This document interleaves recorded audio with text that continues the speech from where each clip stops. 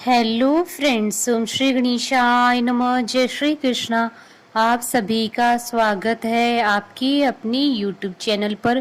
Friends, आज हम आपको इस वीडियो में बताने जा रहे हैं हल षष्ठी, जिसे बलराम जयंती के नाम से भी जाना जाता है, का शुभ मुहूर्त, पूजा विधि, महत्व, व्रत के नियम और व्रत कथा के बारे में। फ्रेंड्स, वीडियो शुरू करने से पहले आपसे रिक्वेस्ट है, अगर आप हमारे चैनल पर नए हैं और आपने अभी तक चैनल को सब्सक्राइब नहीं किया है तो प्लीज़ सब्सक्राइब कीजिएगा चैनल को, साथ ही प्रेस कीजिएगा बेल आइकन को, जिससे नए वीडियो से रिलेटेड नोटिफिकेशन आपको तुरंत प्राप्त हो सके।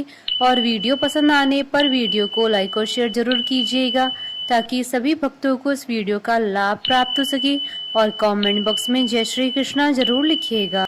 हर साल भाद्रपद मास के कृष्ण पक्ष की षष्ठी तिथि के दिन हल छठ का त्योहार मनाया जाता है। धार्मिक मान्यताओं के अनुसार इस दिन भगवान कृष्ण के बड़े भाई बलराम का जन्म हुआ था। बलराम जी का प्रधान शस्त्र हल और मूसल है, इसी कारण से उन्हें हलधर भी कहा जाता है। इस पर्व को हल षष्ठी के अलावा कुछ पूर्वी भारत में ललई छठ के रूप में भी जाना जाता है। इसे गुजरात में चंद्र षष्ठी के रूप में मनाया जाता है और ब्रज क्षेत्र में बलदेव छठ और रंधन छठ के रूप में मनाया जाता है।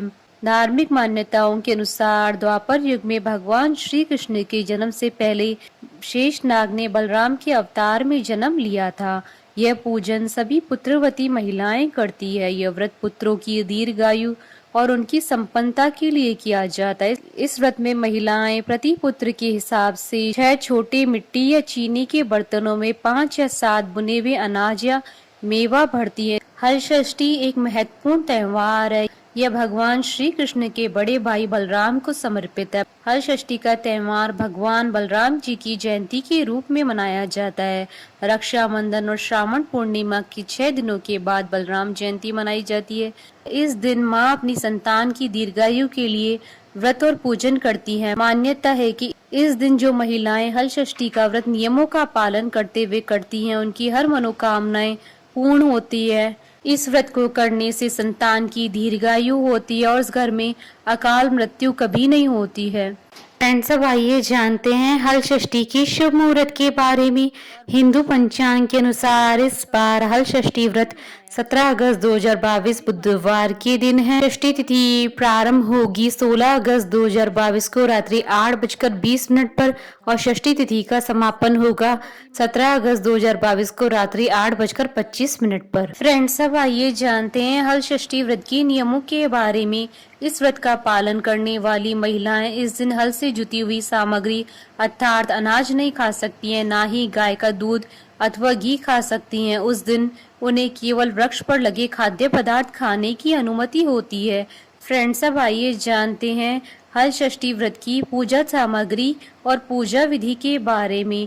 पूजा सामग्री में भैंस का दूध, घी, दही, गोबर, महुए का फल, फूल एवं पत्ते, ज्वार की धानी, ऐपन, कुलवे अर्थात छोटे से मिट्टी की कुल्हड़, देवली, छेवली, बांस और महुए के पत्ते से बना होता है।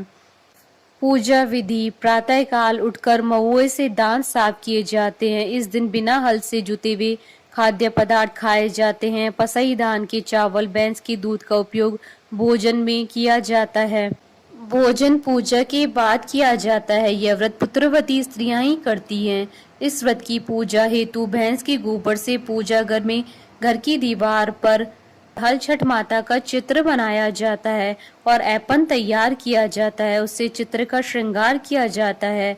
ऐपन बनाने की विधि: पूजा के चावल को पानी में भिगाकर रखा जाता है, फिर उसे सिलबट्टे पर पीसकर उसमें हल्दी मिलाई जाती है। एक लेप की तरह घोल तैयार किया जाता है, उसे ऐपन कहते हैं।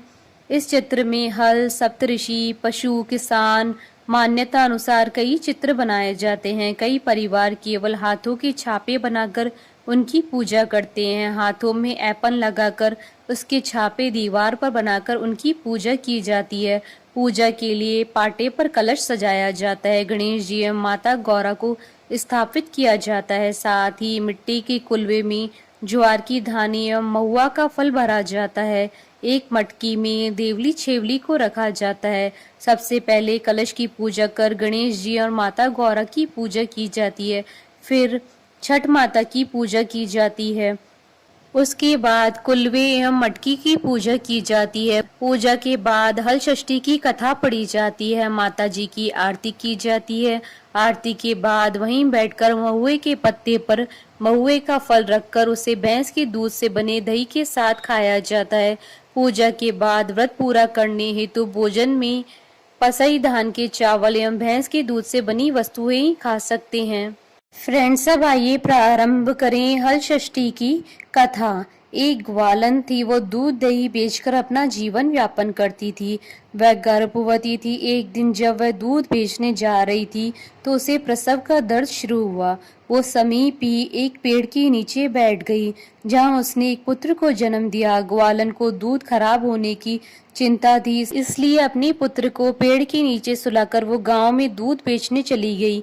उस दिन हल षष्ठी का व्रत था। सभी को भैंस का दूध चाहिए था। ग्वालन के पास केवल गाय का दूध था। उसने झूठ बोलकर सभी को भैंस का दूध बताकर पूरा गाय का दूध बेच दिया। इससे हल षष्ठी माता क्रोधित हो गई और उसके पुत्र के प्राण हर लिए। जब ग्वालन आई उसे अपनी करनी पर बहुत संताप हुआ और उसने गांव में जाकर सभी के सामने अपने गुनाह को स्वीकार किया। सभी से पैर पकड़कर क्षमा मांगी। उसके इस तरह से विलाप को देखकर उसे सभी ने माफ कर दिया, जिससे हल षष्ठी माता प्रसन्न हो गई और उसका पुत्र जीवित हो गया। तभी से पुत्र की लंबी उम्र हेतु हल षष्ठी माता का व्रत एवं पूजा की जाती है। मान्यता है कि जब बच्चा पैदा होता है तब से लेकर 6 माह तक छठी माता बच्चे की देखभाल करती है, उसे हंसाती है, उसका पूरा ध्यान रखती है। इसलिए बच्चे के जन्म के 6 दिन बाद छठी की पूजा की जाती है। हल षष्ठी माता को बच्चों की रक्षा करने वाली माता कहा जाता है। बोली हल षष्ठी माता की जय। हमारे साथ इस वीडियो में अंत तक बने रहने के लिए आपका धन्यवाद। ओम श्री गणेशाय नमः।